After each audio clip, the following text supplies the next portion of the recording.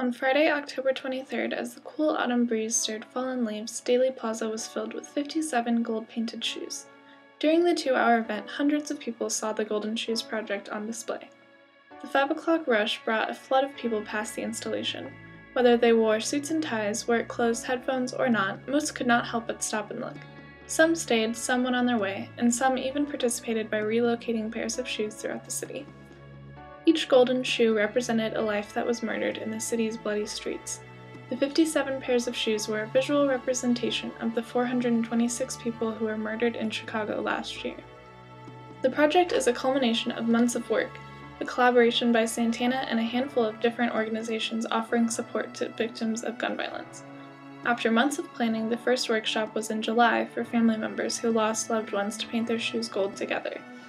With the help of organizations like Purpose Over Pain and Chicago Survivors, dozens of workshops were held.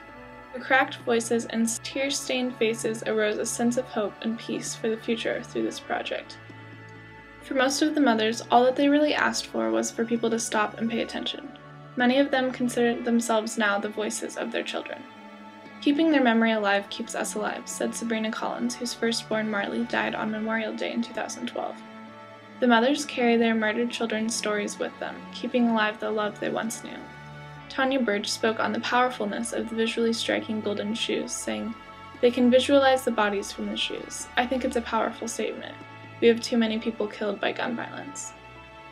During the event, the mothers lined up and addressed the crowd one by one, stating their child's name, age, date of death, and whether the case was solved or unsolved. For the mothers whose cases were unsolved, they said, "Their killer walks among us."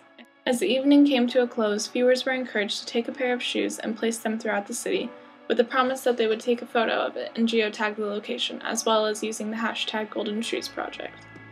Cassandra and the parents of murdered children hoped that the event would make a difference, that the shoes of their loved ones painted bright gold would be enough to catch the eye of someone passing by, and that it would cause notice, incite change, and put an end to the violence.